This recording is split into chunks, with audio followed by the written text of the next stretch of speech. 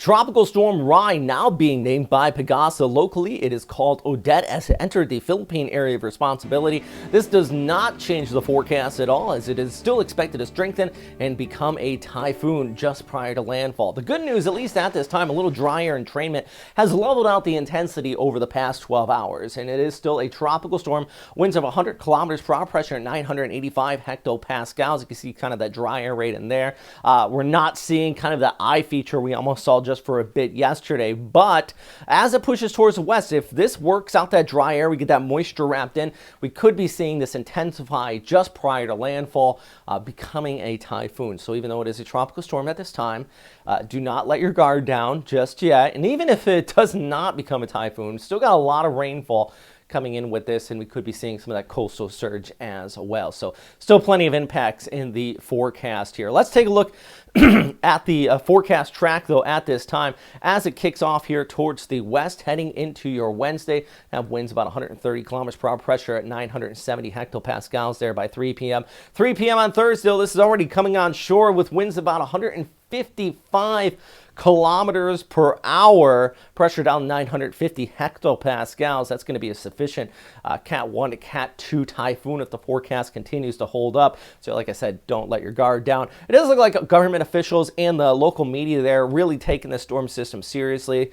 You know, we do have storms from the past that hit this area that caused some pretty serious damage. So I think everybody's really on top of that. So huge shout out. I don't think you guys get enough recognition, especially the volunteers out there. In a lot of the cases, it is volunteers that are out doing what they do. So you guys, huge shout out to you for keeping people safe. But eventually this is going to move across Palawan, and as we go into Saturday, kicking off there towards the west, getting wrapped up with the northeast monsoon as well. Siargao, you're actually got a high chance of tropical storm strength conditions, Metro Cebu as well. And then just take a look where you are here, basically on this map, where you have the highest chance pushing through central Visayas and eventually kicking off there towards the west. Manila staying outside of the scope of those tropical storm strength conditions. Big question I've been asked is, will the forecast track change?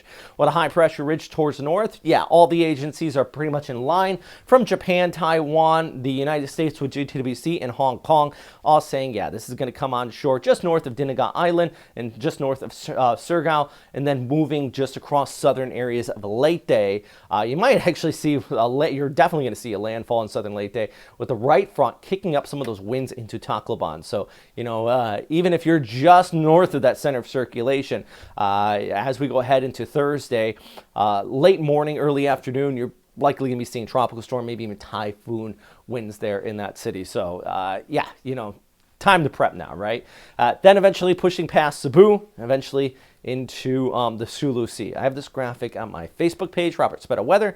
If you do want to check that out, also you can check out Western Pacific Weather. You see right there. Follow us at Western Pacific Weather, Westpac Weather, for some more information and some of these great graphics that are being put out there as well. Let's time this out there as we go ahead through your Thursday morning, though.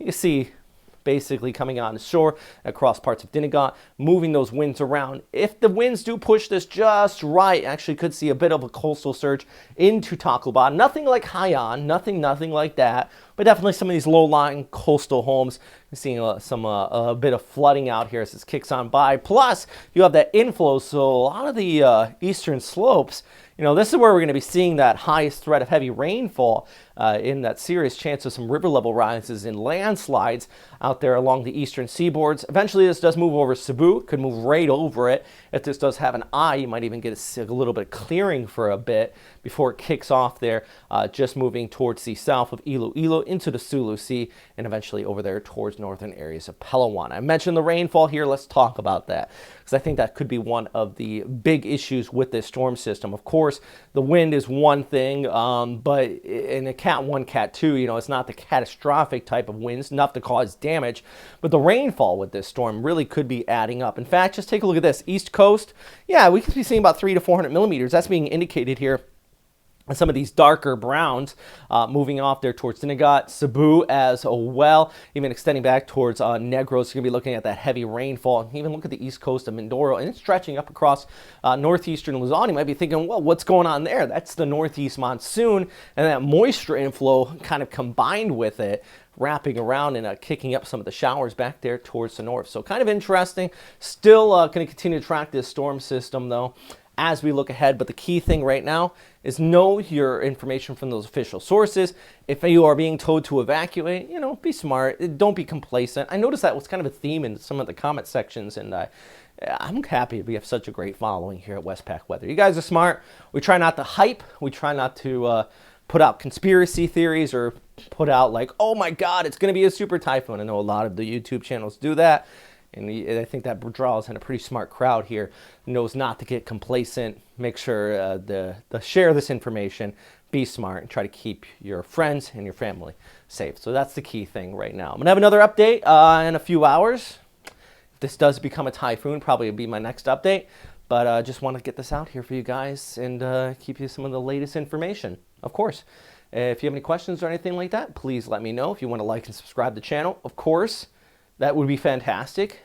Key thing is sharing the information. If you really want to help out, if you really, check out a link below, PayPal or Patreon. You can help pay for the weather system that makes all these fantastic graphics, and that helps. That helps me. But if you're getting ready to deal with a typhoon, don't deal with that first, and then we can come back to that. That's the key thing. So the key thing is stay safe out there. All right, have a fantastic day, I suppose. Just stay safe.